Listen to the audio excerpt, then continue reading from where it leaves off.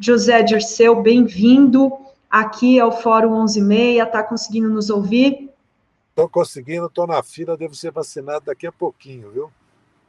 Olha, muito bom, hein, Zé? Que inveja, viu? Vou tirar uma foto para mandar para vocês, viu? Legal. Por favor. Um bom dia E a aí, todos Zé? e todas que estão nos ouvindo aí. Vem cá, vocês, uma vez eu estava na Comissão de Constituição e Justiça, se não me engano, e um deputado da direita chamou a Benedita de membra. Alguém falou membro, não existe esse feminino. Estou vendo que vocês estão usando, porque também a língua portuguesa ela é mutante, né? Ele é mutante. Ela é metamorfose ambulante. Infelizmente, para pior. O Aldo Rebelo, que é o nosso grande, é o decano da luta pela proteção da última flor do laço, inculta e bela. Eu, toda vez que falo que vai fazer uma live, eu fico pensando, mas por que não uma reunião virtual? Né? Por que nós temos que absorver? Não que a gente não possa absorver muito anglicismo, né? Ou galicismo, né? Que era mais comum. Hoje tem muito portunhol, né? Isso é a moda hoje. Eu mesmo. Eu hablo um portunhol perfeito, Zé. Então, eu, como fiquei muito tempo sem falar espanhol, só leio espanhol, a gramática eu tenho toda ela na cabeça, né? Porque, como eu fiquei 4 anos praticamente em Cuba, eu tenho a gramática na cabeça, mas a pronúncia e a entonação eu não tenho mais. Mas eu estava ouvindo você falar aí sobre, viu, Rolai? Sobre o quadro que se formou no país. Eu acredito que são 19 meses, como o Lula disse, para a eleição. E a nossa prioridade hoje tem que ser a pandemia, tem que ser a vacinação, tem que ser o auxílio emergencial enquanto durar a vacinação. E, particularmente, uma mudança de rota nessa política, né? Porque é inacreditável quando o mundo todo abandona teto de gasto, regra de ouro, austeridade fiscal, não responsabilidade fiscal, mas austeridade, quando o Brasil tem reservas de 350 bilhões de dólares, quando o Brasil tem lucro dessas reservas de $500 bilhão, quando o país tem bancos públicos que pode financiar o crédito, porque poucos países, quase nenhum da América Latina, tem Banco do Brasil, Caixa Econômica Federal, BNB e BNDES, que tem uma capacidade de financiamento, fora que o governo tem, na depressão que nós estamos, tem uma margem de manobra grande, né, para emitir mesmo dinheiro, como acabou fazendo, né, sem fazer dívida pública. E o principal problema é os juros. Se nós estivéssemos pagando o juro internacional da dívida pública, que a única explicação é o rentismo, é o capital financeiro dominar o Banco Central, o país, porque são 17 mil pessoas físicas e jurídicas. Então, no máximo, são 10, 20 milhões de brasileiros beneficiados por já 40 bilhões de reais em janeiro, serviço da dívida, de juros. Então, vai dar 480. Isso é muito mais que o déficit da Previdência e o déficit público. Em 2 anos acabava o déficit público. E a dívida pública, todo mundo sabe, o Lula falou muito bem sobre isso. Só o crescimento resolve dívida pública, só o juro real. Os Estados Unidos está pagando um juro, título real de longo prazo, a Europa paga juro negativo. Você acha que a Itália e o Japão poderiam conviver com uma dívida pública 2 vezes, 1,5 vezes PIB, pagando juro como o Brasil paga, de 8%, 9%? Porque os títulos, Selic, é só 30% dos títulos, mais ou menos. Tem título em GPM, tem título pré-fixado que paga muito mais. Então, nós acabamos colocando 4%, 5%, 6% do PIB, que podia virar investimento, mais do que gasto, custeio, ou na saúde e educação, podia virar investimento na infraestrutura do país, na habitação, no saneamento. Então, o problema nosso mais grave é a pandemia, mas mais grave que a pandemia é o austericídio. Essa política, essa insistência do Brasil, quando não deu certo na Colômbia, no Equador, no Peru, no Chile, na Bolívia, na Argentina, no Uruguai, não deu certo em país nenhum. Vamos falar do nosso entorno geopolítico. Aqui da América do Sul, está tudo em levante popular, agora o Paraguai em levante, já aconteceu o estalido, como se diz no Chile, Já aconteceu na Colômbia, no Equador, o Peru está tendo eleições. E mais, os progressistas, a esquerda democrática, está ganhando as eleições nesses países, como mostrou na Argentina e na Bolívia, e vai ganhar no Uruguai daqui a 3 anos. Então, acredito que o pronunciamento do Lula, quando ele se coloca, né, com uma proposta para o país, fazendo um balanço desses últimos 8 anos, né, de 2013 para cá, na verdade, e quando ele aponta o desgoverno Bolsonaro, né, e a tragédia humanitária que nós estamos vivendo, porque o número de mortes por dia significa que cada 30 dias vão morrer 50 mil brasileiros e brasileiras. Não são 50 mil famílias enlutadas, é 1 milhão de famílias enlutadas, 2 milhões, porque nós mesmos já estamos com mortos nas nossas famílias, nas nossas relações, nas nossas amizades, no nosso meio de trabalho. É uma tragédia. Por isso que responsabilizá-lo, pedir sua interdição, seu impeachment, e nos opormos, né, com todos e todas que querem o fim do bolsonarismo, como o Lula bem disse, é a principal questão hoje para o país. Ô Zé, deixa eu te perguntar uma coisa. Pelo que eu entendi aqui, então você está falando, nós temos 2 grandes temas para discutir a partir de agora, 2 grandes agendas. Uma agenda da saúde e a outra do austericídio, é isso, na tua opinião? Exatamente. Nós temos que convencer o país, a maioria do país, que esse modelo econômico só interessa para uma minoria do Brasil. Não chega a atender 20, 30 milhões, não é nem 1/3 do país, como eles dizem, né, e projetam. Certo? Porque a desigualdade está aumentando, o desemprego está aumentando, e a alta dos preços, porque isso de atrelar a economia brasileira, as finanças internacionais, abrir a nossa economia, sendo que o mundo vai ser reestruturado, as regras do capitalismo mudarão como depois da Segunda Guerra Mundial, está evidente isso. O Brexit, né? A política, porque o Biden, em certo sentido, continua a política do Trump de rever as cadeias de fornecimento, de produção da globalização, porque ele criou um programa só para isso, fora que ele criou o programa Compre Produtos Americanos. Quando nós estamos falando em abrir os serviços brasileiros, que já foram abertos com a destruição que a Lava Jato produziu e com a retirada do BNDES como ex-banco brasileiro. Quando nós falamos em abrir o serviço e as compras governamentais, a Europa e os Estados Unidos estão fazendo o contrário. Os países estão repensando a globalização.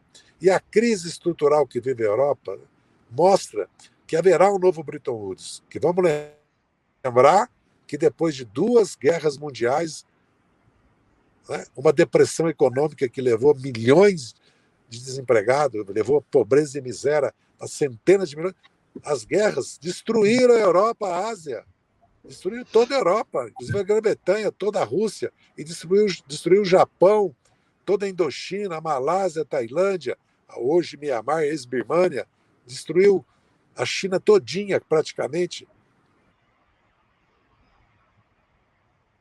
Alô, Zé? Caiu, Zé? Depois a OMC Voltou. do Comércio. Voltou, Zé. É que toca o telefone às vezes. Essas coisas. Entendi. É a minha... Sim. O pessoal está te assistindo e fica te ligando, querendo falar contigo. Aí, na hora que eu estou no programa, o pessoal liga. Olha, eu estou te vendo. Então, eu estou dizendo que nós temos... É que eu estou no 3G. Eu não sei por que eu estou no 3G aqui. Esse é outro problema, né? Nós estamos no 5G, na inteligência artificial. Eu estou em Brasília, estou no centro, no coração do Brasil, né? Capital de todos os brasileiros. Estou em 3G. Devia estar em 4G, né? Pois é. E aí começa a cair. Então, o que eu quero dizer é que nós temos que convencer os brasileiros que, com os bancos públicos que nós temos, com o desenvolvimento tecnológico que nós temos, com a cadeia de universidades e institutos, com o mercado interno que nós temos, com a necessidade que os brasileiros têm de comida, de bem-estar, de infraestrutura, de saúde, de educação, de 50% das residências de saneamento, 15 milhões de habitações, nós temos condições de crescer 15, 20 anos se abandonarmos esse modelo econômico para distribuir renda, como o Lula mostrou. Porque sem poder aquisitivo, o Brasil... Alô? Deu uma queda. Estou mandando, estou pedindo. É que toca o telefone e dá a queda. Não, fala com ela. Para quem está nos assistindo, o Zé está falando conosco direto da fila da vacina em Brasília, então por isso que às vezes tem uma instabilidade, ele que vai ser vacinado já já. Enquanto o Zé volta, deixa eu só ler rapidinho aqui o superchat. Com todo respeito, Zé, a palavra membro existe sim, diz o Rossello. Tem também aqui o super da Reginalíssima. Espera só um minutinho aqui. Reginalíssima, Zé Dirceu. O Brasil tem Casa da Moeda, pode imprimir dinheiro? Ela pergunta. E tem também uma nova membra, que é a Eveline. Bem-vinda aqui ao Clube dos Membros do canal da Fórum. Zé, já veja se a gente já consegue te ouvir. Olha só, antes de passar para o Zé, o João Pedro, menino autista dos desenhos, manda um recado para o Zé e manda um desenho, um presente que eu vou passar para o Zé, que é o filho dele, o Zeca, dando um beijo no Zé, uma caricatura dos dois, muito bonita. E ele manda... Maravilha! Que legal. Ele te manda o seguinte recado, Zé: eu estou muito feliz, sem parar, com boas notícias do meu querido grande amigo. Passa meu celular para ele mandar o zap para mim. Vou passar para ele e ele te passa o recado, mas ele está querendo ir na posse do Lula. Ele já está dizendo que ele quer ver o Lula presidente, quer ir na posse. É isso o recado. Mas eu vou te mandar o telefone do Zé para ele te mandar diretamente. Mas, Zé, o que você achou do discurso de ontem? Bem, é o Lula, né? O Lula sem infâmia, a ignomia da Lava Jato, da condenação, do processo sumário político de exceção, de uma condenação ilegal e inconstitucional. É o Lula. Voltou o Lula. O estadista, porque quando nós falamos que o Lula, o único líder no Brasil, evidentemente não sozinho, com outras lideranças, com outros setores da esquerda, da sociedade, mesmo que não são de esquerda, que pode reconstruir o país, reconciliar o país consigo mesmo, pacificar o país, é o Lula. Ele mostrou isso como presidente da República. E quem tem autoridade no mundo mais que o Lula para representar o Brasil? Olha que é o Brasil no mundo hoje. Não é só um páreo, não. O Brasil passou a ser uma ameaça mundial. É um descalabro total que está acontecendo. E quem pode proteger a Amazônia? Um governo que, como o Lula mostrou, reconstruir o IBAMA, o Instituto Chico Mendes, quem pode reconstruir a FUNAI, repactuar a política indígena do país? Quem pode proteger a ciência, a cultura, a educação, acabar com a perseguição a jornalistas, aos meios de comunicação? Quem pode retomar o diálogo com os empresários, sindicatos, para repensar o crescimento do Brasil? É o Lula. Quem pode evitar a militarização do país? Essa loucura, essa demência de entregar armas para o povo, entregar armas para o crime. Quer dizer, o crime vai poder ter arma legal, porque hoje a arma é ilegal. E as Forças Armadas não têm o que reclamar do governo Lula, nem do governo da Dilma, porque a Comissão da Verdade, ou a discussão sobre a educação nas escolas, ou existe isso, ou as Forças Armadas são Estado em Estados, não se submetem ao poder civil. O presidente não é comandante-chefe das Forças Armadas. Isso tem que ser discutido com o país, com a sociedade. Forças Armadas não pode fazer política, porque é que nem você sentar para negociar com o proprietário do teu apartamento, o aluguel, e ele com uma arma na mesa. É você ir fazer uma compra, discutir o preço, né, de qualquer produto, qualquer serviço, e o vendedor está armado com uma metralhadora ao lado.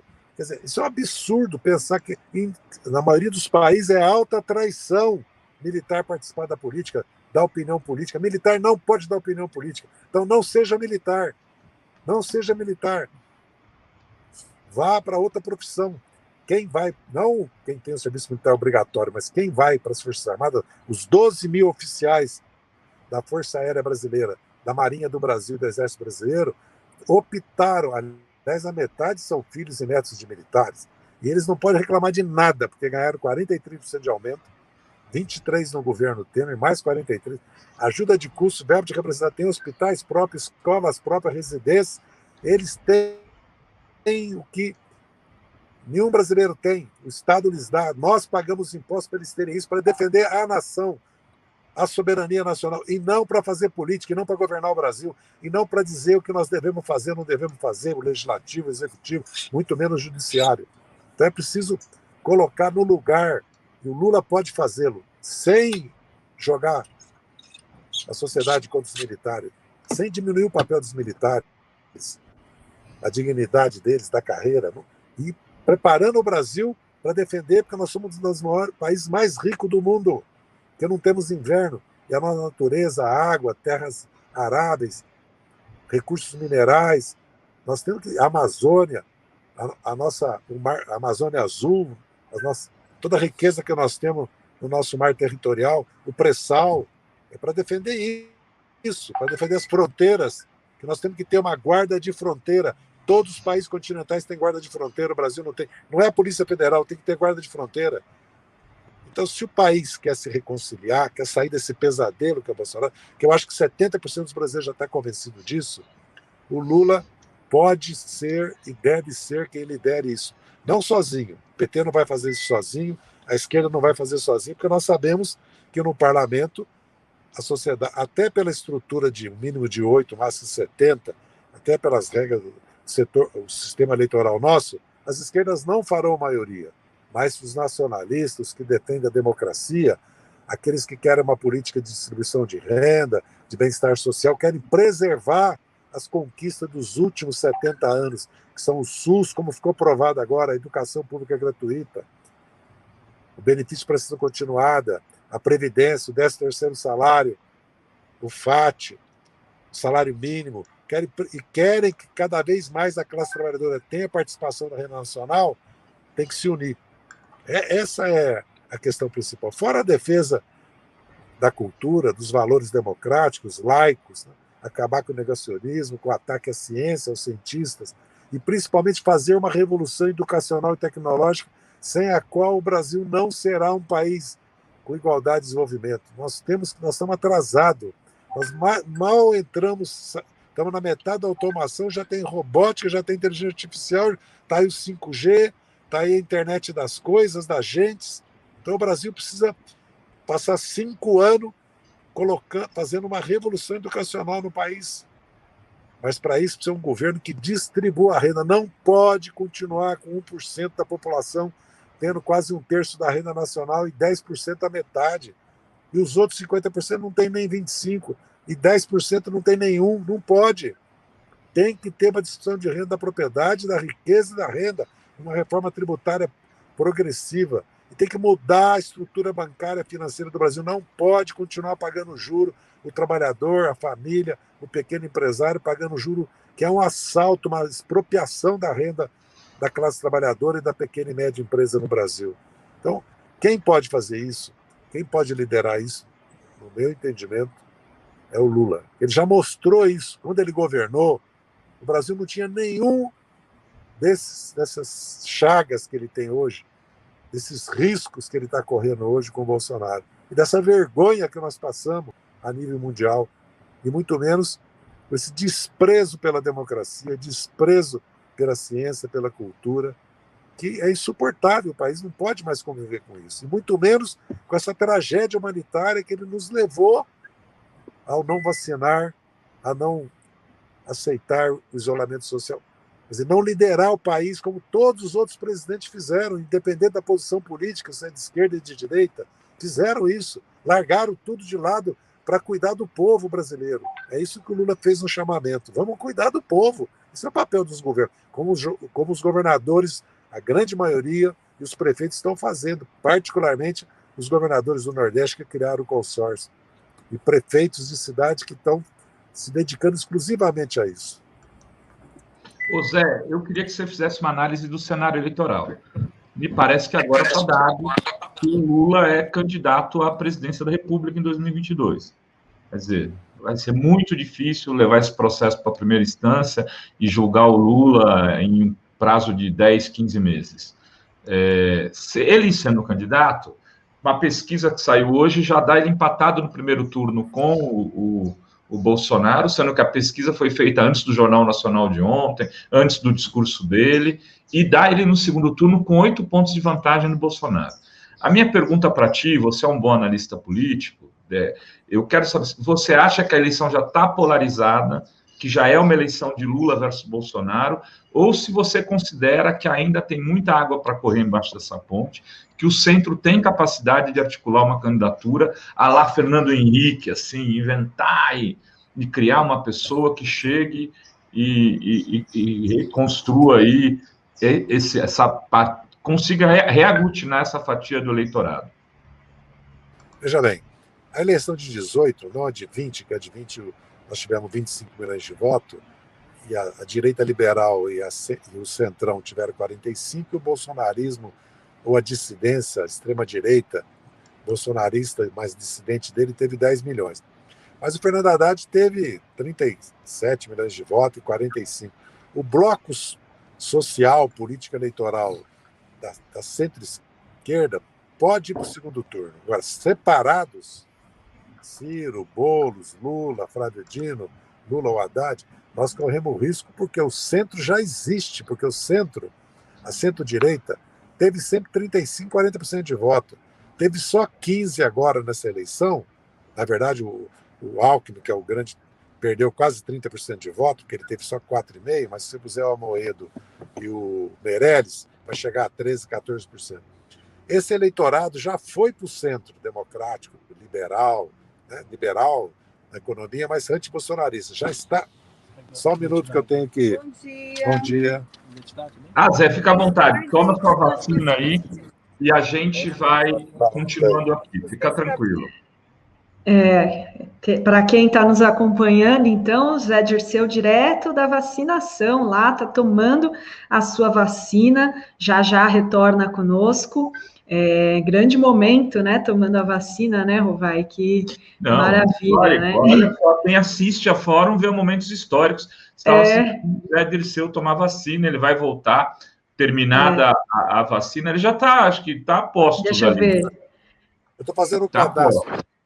Está fazendo cadastro. Olha só, aqui você acompanha ao vivo o Zé Dirceu tomando a vacina, né? Olha só, ontem você ouviu o Lula por 3 horas aqui no programa da Fórum. Hoje você ouve o Zé Dirceu na hora do almoço e o Genuíno na hora do jantar. Nós estamos trazendo as grandes lideranças históricas do PT para conversar, para repactuar, para discutir 2022, discutir os problemas do país. O Zé já parece que já resolveu o problema dele lá, Adri. Estou fazendo o cadastro aqui. Aí. Eu estava dizendo, viu? Eu acho que esse eleitorado 20%, 25% está procurando um nome. Então nós não podemos também subestimar que há uma oposição bolsonarista ao meio ambiente, à política externa, à política de saúde, de educação, a questão LGTB, a questão do racismo, da homofobia, da mistura do Estado com religião. Há um setor das grandes... Você vê que a rejeição dele no Sudeste... Documentos em mãos, porque eles ainda vão pedir novamente, tá certo? Muito obrigado. Veja bem, porque você pode ver que nas grandes regiões metropolitanas ele está muito rejeitado. Não é só no Nordeste, no Sudeste também. Ele está bem no Sul e no Norte, Centro-Oeste, mas no Nordeste e no Sudeste é improvável que ele ganhe no segundo turno. Mas nós precisamos ter consciência que há uma força política eleitoral, que o Fernando Henrique governou 2 vezes, e o PSDB com DEM, ou PSDB-DMDB, disputaram conosco em 6, 10, 14. Foi isso? Então, não vamos subestimar. Mas eu acredito que há condições, sim, para fazer uma coalizão política de centro-esquerda que atraia setores das classes médias bolsonaristas e vença as eleições. Um programa adequado para o momento que o Brasil está vendo que vai ser uma transição. Só um momento aqui. Tranquilo, Zé. Tranquilo, Dri. Leão. Tem superchat aqui, que já com pergunta para o Zé, não sei se ele já voltou para a gente poder perguntar aqui. Olha só, tem pergunta do internauta. Olha só, tem pergunta do internauta, do Vovôs e Vovós. Ele diz grande... Está vacinando, acho, lá. Está vacinando? Não, daqui 3 carros. Boa. Legal, ó, transmitindo ao vivo. Olha só, vovôs e vovós pergunta, grande Zé Dirceu, não está na hora de começar a trabalhar já a importância de votar um parlamento progressista? Esse é um grande problema nosso e foi muito bem colocado por eles. Porque hoje nós temos 130 votos, nós precisamos de 200. Então é preciso fazer uma campanha que o eleitorado progressista, de centro-esquerda e o eleitorado democrático se convença de eleger uma bancada de pelo menos 30, 35 senadores e 200 deputados, ou 25 senadores, porque com 200, para você fazer uma maioria, a aliança que você tem que fazer não estende muito a linha e não te coloca muito em risco, entendeu? Essa é uma questão fundamental. Eu espero que os partidos nossos se concentrem para colocar grandes nomes na cabeça das listas de chapas para deputado federal, para formar uma bancada na Câmara 30% maior que nós temos hoje, porque é uma necessidade. Fazer maioria, depender só numa conjuntura como foi 86, com a queda da ditadura, com o avanço das mudanças já Tancredo, que o MDB fez maioria na Câmara e no Senado. O PT sempre foi o partido mais votado desde 2002. Inclusive, esse ano, por pouco, perdeu para o PSL, mas elegeu mais deputados. Na verdade, elegeu quase 60.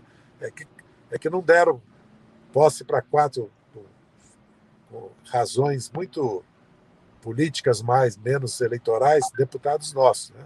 Como o caso do nosso deputado Acre, que depois assumiu o Mineiro, que está para assumir. São questões que se arrastam na justiça eleitoral. Eu vou... O 4-4, por exemplo, né, Zé? Só um minuto.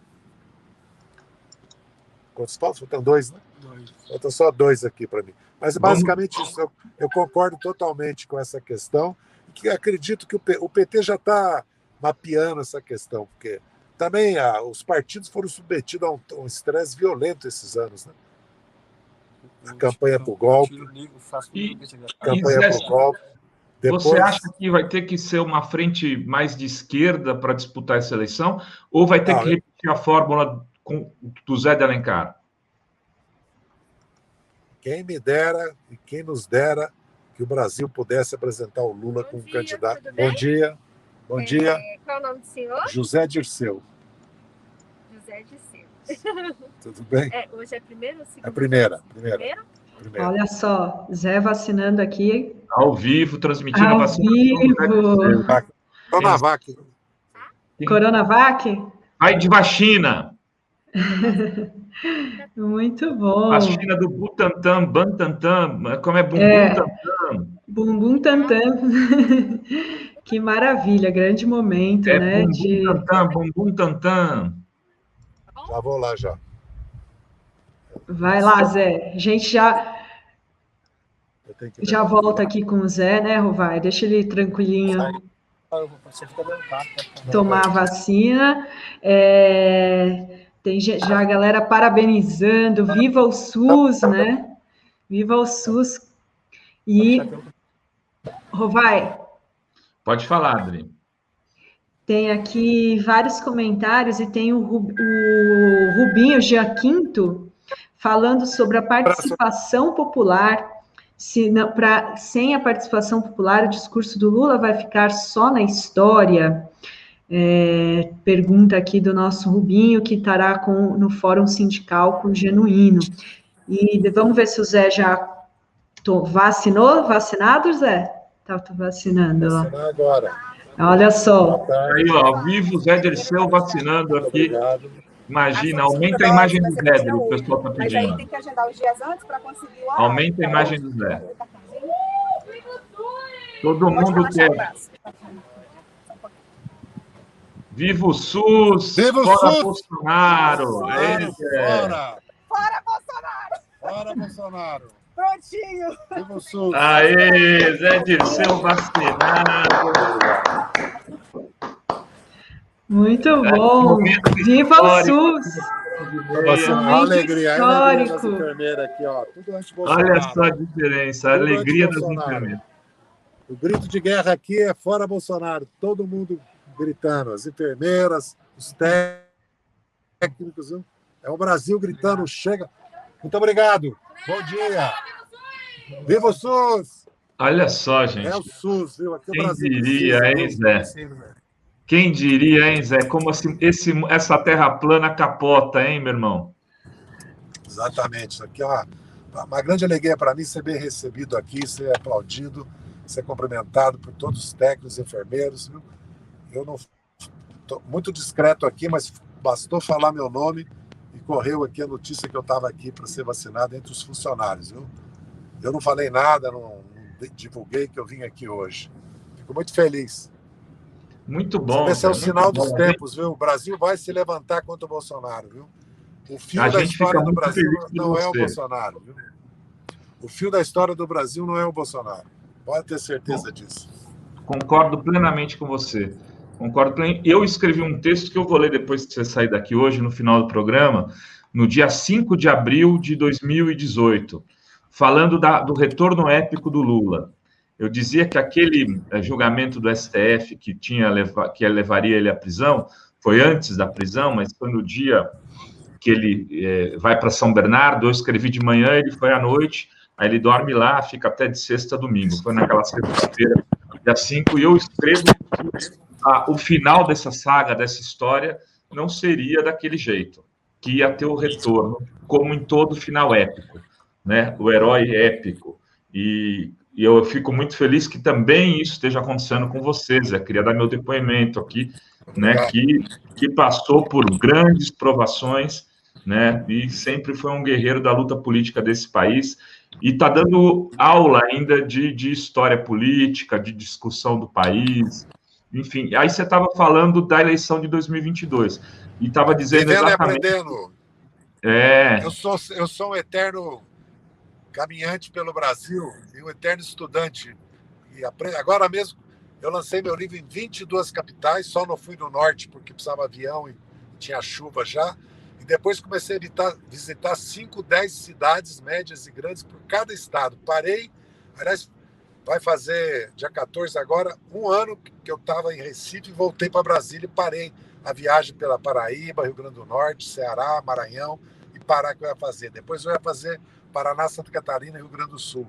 Lançando meu livro e vendo o Brasil, aprendendo, viu? Porque nós temos hoje o principal dever nosso, todos, particularmente dos jovens, é estudar e conhecer o Brasil e estar ao lado do nosso povo nesse momento. Por isso que eu estou... Hoje é um dia muito especial, né? Não só porque eu estou chegando nos 75 anos agora, terça-feira, e também porque ver o Lula, como nós vimos, né, falando, para mim particularmente, que reencontrei ele no mesmo dia, à noite, quando eu saí da prisão, dia 8 de novembro, me remoça 10 anos. Eu me sinto com 50, 60 anos. Eu posso imaginar. Zé, e aí você falava, se a gente achasse um candidato a vice como o Zé de Alencar, mas então é preciso olhar para esse centro? Como é que você vê isso? O Brasil, o Lula falou muito bem quem foi o Zé Alencar. Eu convivi muito com o Zé Alencar.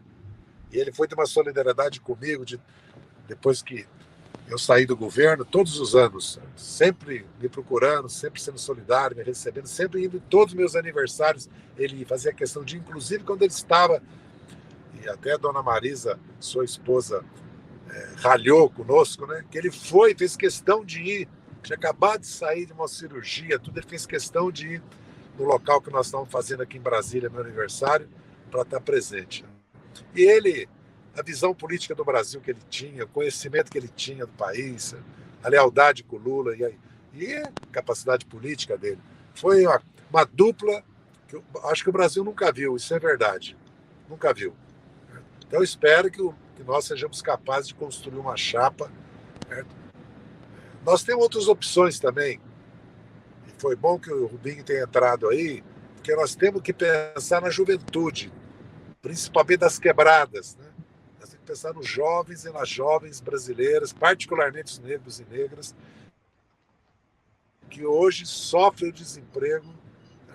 Estavam na luta, nunca pararam de lutar, porque nós temos que lembrar que nesse país sempre se lutou. Na década de 60 nós lutamos contra a ditadura, na década de 70, né, as diretas, o impeachment do governo Fernando Henrique, Aqui sempre se lutou, os trabalhadores, as trabalhadoras, a juventude sempre lutou.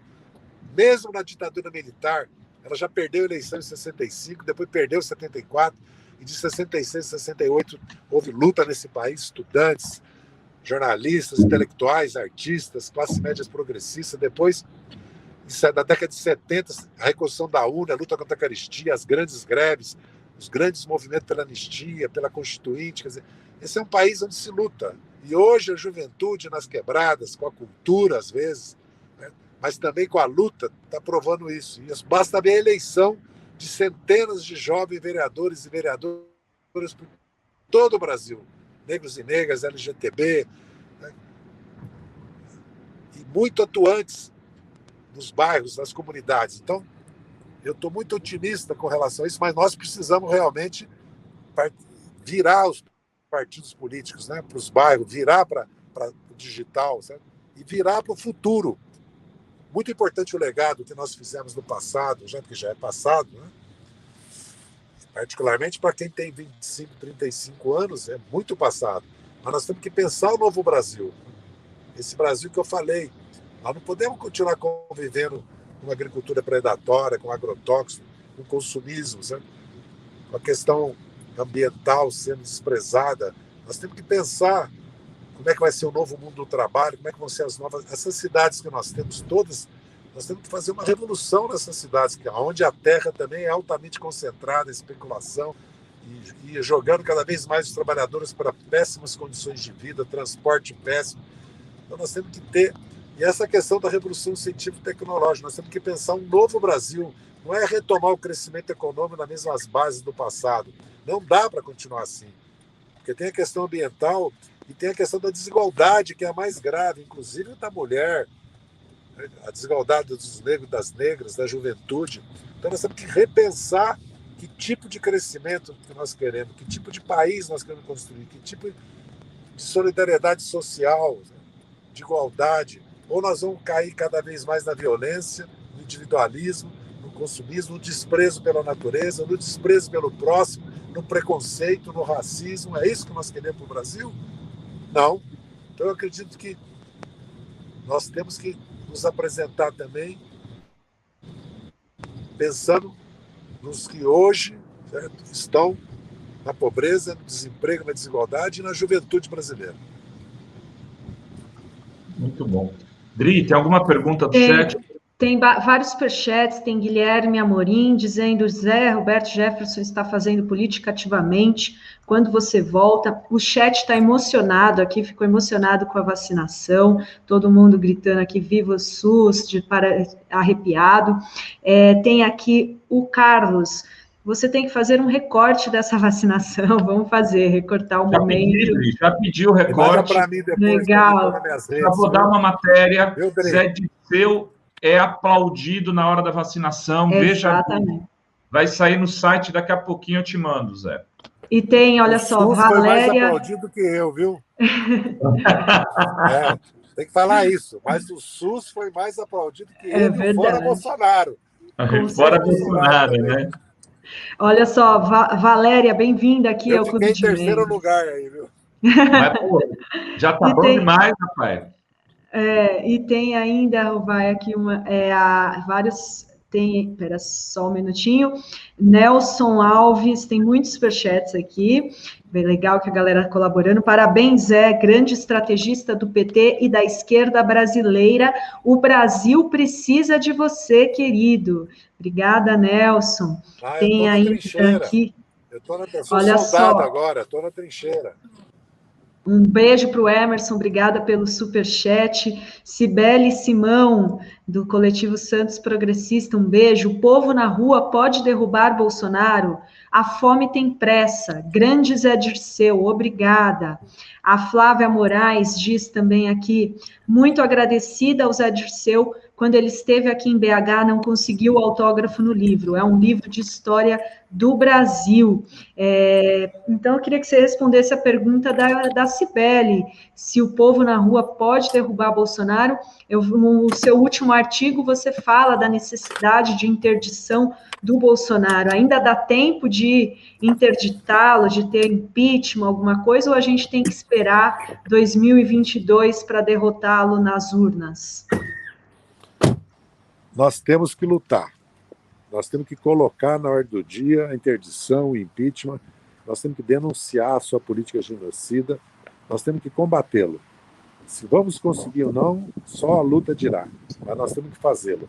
E temos que nos preparar para 22. Mas 22 passa por 21. Porque que Brasil sobrará para 22 se ele continuou com a política dele? Nós temos que obrigá-lo, o próprio governo, a adotar uma outra política com relação à vacina, o apoio, outra política econômica. Essa é a nossa luta. Nós somos oposição, não estamos governando, mas temos...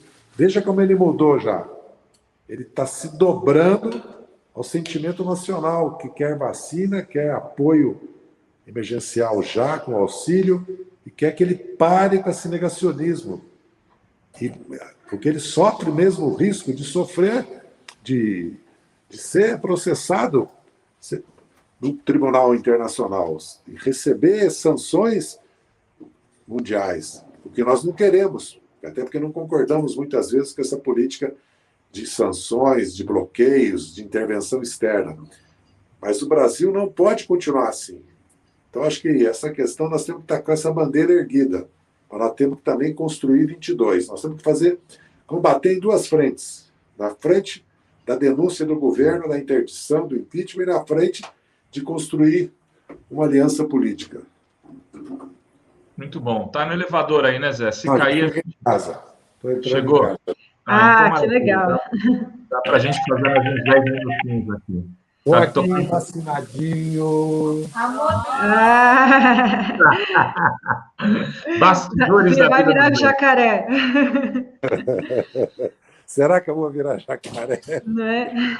Até que ponto nós chegamos? Um presidente da República que fala verdadeiras idiotices, né? Nos expõe ao ridículo mundial, né? Porque nós estamos expostos, né? Estamos expostos ao ridículo mundial com esse cidadão governando o Brasil. Eu já estou sentado no meu escritório. Maravilha. Muita gente emocionada aqui. Tem um amigo que mandou uma mensagem aqui, o Edgar Piscino, mandou uma mensagem aqui que rolou uma lágrima na tua vacinação. A Andy o Arnaldo dos Reis, fiquei emocionado em choro, bravo Zé Dirceu. Eu até queria te perguntar o seguinte, Zé. Candidato agora em 2020? Deixa eu entrar aqui agora na internet. Agora eu entrei aqui no Wi-Fi da casa. Pronto. Ótimo. Estou meio destramelado aqui, né? Tranquilo. Cuidar da imagem. Depois as minhas filhas brigam comigo, diz que eu não cuido da imagem. Imagina. O povo gosta de bastidores. A vacina, a casa. Ô, Zé, você tem os direitos políticos. Você vai ter os direitos políticos resgatados agora em 2022? Espera um pouquinho só. Deixa eu falar aqui. Já, Zé Dirceu, olha só, enquanto isso eu vou ler o superchat, vou agradecer as novas membras. Tainá, bem-vinda, Tainá, olha só, bem-vinda ao Clube de Membros aqui. Vai ser quase Clube de Membros, porque a mulherada aqui está comparecendo aqui mais uma membra, Rovai, Marilice Fernandes, bem-vinda, Marilice Fernandes Garotti, muito bem-vinda. Viva Zé Dirceu, o povo do chat aqui está dizendo. E tem mais aqui um super chat da Fernanda. Fernanda diz: Dri, Zé, apareceu no vídeo o número do teu celular, acho. China, Deus? Eu não vi, mas se qualquer coisa... Forte abraço de Porto Alegre. Lula e Haddad são necessários para o nosso país. Não sei, no chat, não entendi. No vídeo, será que o número do... Acho que não. Acho que não. Mas não tem problema, viu? Qualquer coisa a gente corta. Não tem problema, não. Tem problema. Porque, de qualquer maneira... O Zé não deve mais nada para ninguém. É isso que eu queria saber. Você pode sair candidato em 2022?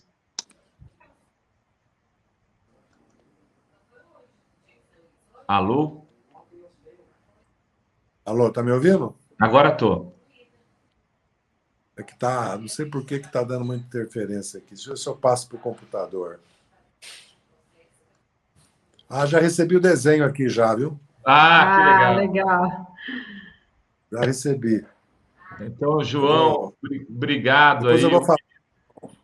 Fala para o João que depois eu vou ligar para ele, viu? João Pedro, que deve estar nos assistindo, o autista dos desenhos. Então, daqui a pouco o Zé Dirceu vai te ligar para agradecer o desenho que você fez para ele. Zé, eu te perguntava sobre você em 2022. Você já pode ser candidato ou você ainda tem direito político? O Moro inventou muito direito, né? Quer dizer, muito direito não, né? Ele, na verdade, ele tinha um código de processo penal próprio, código penal, e também eleitoral e de lei, de ficha limpa. Porque ele começou com a tese que suspendia os direitos políticos o dobro da pena. Como eu estou condenado a 40 anos, vai para 80, entendeu? Na verdade, eu cumpri 8 anos de elegibilidade quando fui cassado sem provas na Câmara, em 2005, né? 8 anos depois do término do mandato. Então, em fevereiro de 2015, eu cumpri a elegibilidade da ação penal 470. Eu tenho agora a elegibilidade das condenações na segunda instância de 2 processos meus, né? Que eu vou ter que eu acredito que um vou ser absolvido, porque é um processo absurdo. A Petrobras disse que não houve ilícito, que o Moro pediu para a Petrobras que investigasse, ela fez uma comissão de sindicância, que não houve sobrepreço, fraude na licitação, influência externa. O Moro absolveu a empresa, e o TRF também, absolveu o consultor e me condenou. Mas então, se não houve corrupção, não houve dinheiro ilegal, porque o delator disse que me passou 4 milhões que nunca provou. Aí diminuiu para 2, ele comprou um avião, pagou a dívida do avião, disse que me deu propina dos voos que eu tinha feito, mas eu não fiz no avião quando era dele. E também uma empresa que recebeu 600 mil reais, eles falam que foi para repassar para mim. Ninguém afirma isso, os donos da própria empresa e da outra que ganhou licitação. Então, são condenações políticas. A primeira da Engevix, idem. Eu não fui condenado por um contrato com a Engevix. Todos os contratos da Engevix com a Petrobras, sem nenhuma prova nos autos que eu tenha qualquer participação. Então, nós vivemos, na verdade, o caso do Lula... Vou trocar aqui o Zé. Tem que trocar, peraí. Peraí. Coloquei. Está aqui no computador agora. Está no computador, Zé. Deixa a câmera. Deixa eu sair. Só aqui. Sair do celular e já entra. Já pelo... Isso, aí é só abaixar um pouquinho a câmera. Agora eu estou no computador. Isso, perfeito. Fechou. Agora sim. Agora sim. Então já vou, meu amor, já vou almoçar. Está aqui a minha pequena aqui dizendo que quer almoçar. Já vou. Quantos anos ela está? 10 anos. 10 anos. Não, já estou acabando aqui. Já está acabando. Mais uma pergunta aí, a gente acaba. Então, na verdade, eu sou militante. Eu sou filiado do PT, sou militante, sou cidadão. Né? Quero reconquistar, inclusive, minha inscrição na ordem, que foi também cassada. Certo? E vou lutar para provar minha inocência, né? Porque aqui, no caso, a gente tem que provar a inocência. Né? Espero que os tribunais superiores me absolvam e eu tenho os direitos políticos, mas não para ser candidato. Não estou no horizonte de ser candidato. Fui deputado estadual, fui 3 vezes deputado federal. Acho que já cumpri, estou com 75 anos, já cumpri minha função institucional. Eu quero mais viajar ao Brasil, conversar com a juventude, organizar a luta popular, entendeu? Fazer mais, assim, proselitismo político, educação política e mobilização popular. Acho que é muito mais essa perna nossa que anda mal, a perna cultural, a perna da formação política, a perna das redes, a perna da luta popular nos bairros, a luta sindical. Eu acredito que todos passarão por grandes transformações, os partidos, os sindicatos, porque nós não podemos...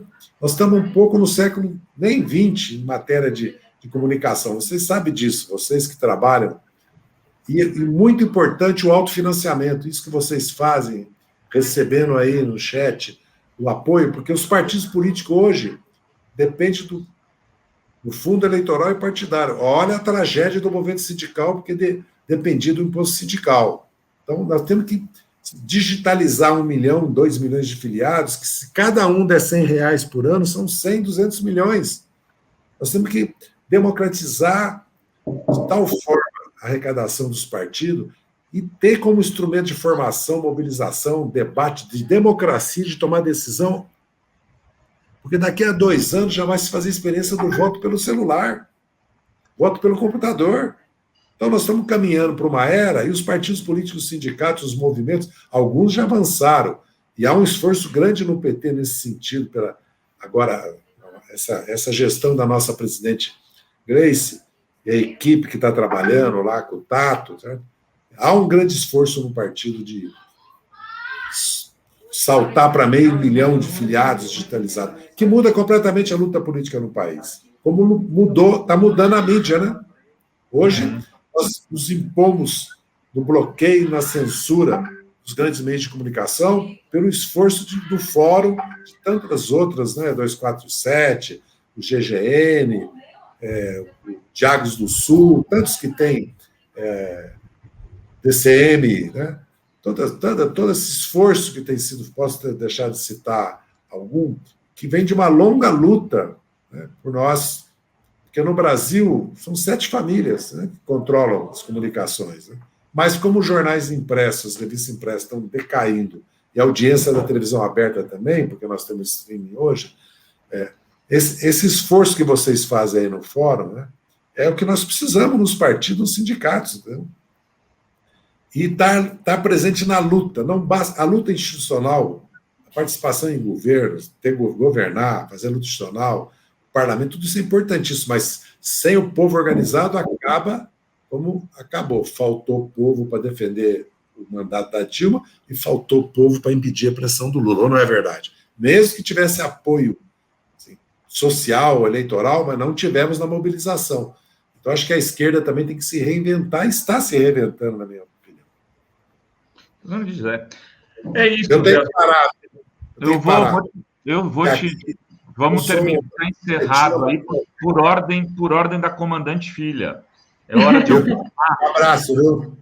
Muito obrigada, Zé. Muito obrigado aí pelo. Desculpe o tumulto, viu? Carinho. Grande abraço. Muito obrigada. A gente encerra e desejando uma ótima tarde, né, Ruvai? Obrigada pelo programa de hoje. Um beijo para todos e todas. Todos. Beijos a todas e a todas e a todos.